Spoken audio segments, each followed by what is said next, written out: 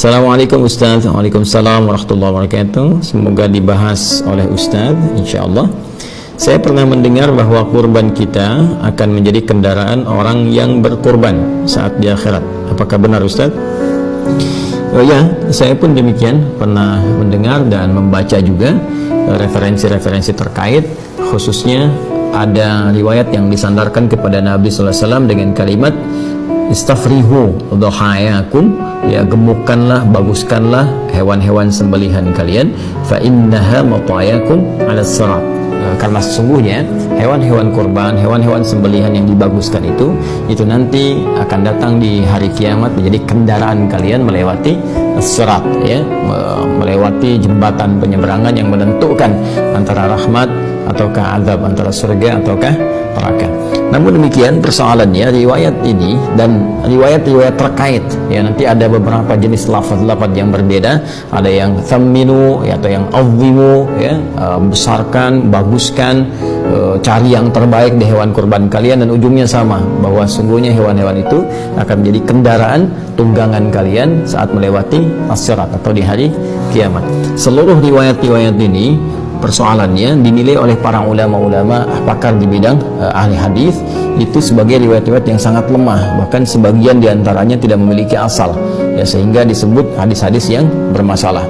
Bahkan Ibnu Arabi Al-Maliki menyebut hampir seluruh hadis-hadis yang terkait dengan keutamaan-keutamaan penyembelihan kurban, ya, yang dimaksudkan keutamaan ini yang berlebihan, yang seperti tadi disampaikan, itu tidak ditemukan kekuatannya, ya, atau dipandang lemah, ya, dalam persoalan-persoalan terkait dengan keutamaan-keutamaan penyembelihan hewan kurban. Namun demikian, ada komentar yang sangat juga cukup bagus dari sebagian kalangan ulama yang menyebutkan bahwa boleh jadi perkataan-perkataan ini sesungguhnya bukan ingin menunjukkan maksud dari real aslinya ini menjadi kendaraan, tapi berupa majas atau kiasan, karena ungkapan-ungkapan dalam bahasa Arab itu seringkali juga bisa bermakna kiasan. Apa maksudnya? Maksudnya adalah hewan-hewan ini, ya, jika memang kita bisa mencari yang paling bagus, mencari yang paling baik, maka dimungkinkan pahalanya semakin bagus, ya, semakin baik, semakin banyak. Dan dengan banyaknya pahala ini yang akan memudahkan kita melewati as-sirat, karena timbangannya semakin besar, timbangan semakin banyak. Nah, ini memberikan isyarat kepada kita bahwa jika kita akan berkorban, maka dengan anggaran yang mungkin kita bisa keluarkan, cari yang paling bagus hewannya. Jika harta kita misalnya cukup berlebih, maka dengan harta itu cari yang paling terbaik, ya, cari yang paling bagus, yang paling gemuk, yang paling banyak manfaatnya.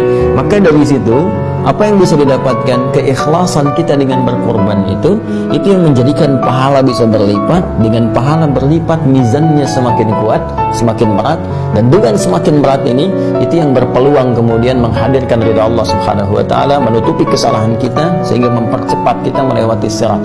Barangkali ini yang dimaksudkan menjadi kendaraan dalam konteks amalnya, bukan konteks kemudian hewannya. Karena Allah sendiri menyampaikan dalam surat Al-Hajj ayat ke-37, la yanalallaha luhumuha wala dima'uha walakin yanaluhu taqwa minkum. Yang sampai kepada Allah itu bukan dagingnya, yang sampai bukan darahnya, tapi yang sampai kepada Allah ketakwaan kita, ya. Dan dengan takwa ini kendaraan terbaik dan pakaian terbaik yang kita kenakan untuk bisa menghadap Allah dan mempercepat kita melewati sirat guna menuju rahmat Allah Subhanahu wa taala, yaitu surganya. Walibasut taqwa dzalika khair, dan pakaian takwa itulah pakaian yang terbaik. Sekali lagi, jangan bersandar kepada hadis ini karena hadisnya sangat lemah, bahkan sebagian besar adalah diduga palsu, tapi boleh memaknai hadis ini dengan makna kiasannya dengan pengertian yang tadi saya sampaikan. Wallahu taala a'lam bishawab.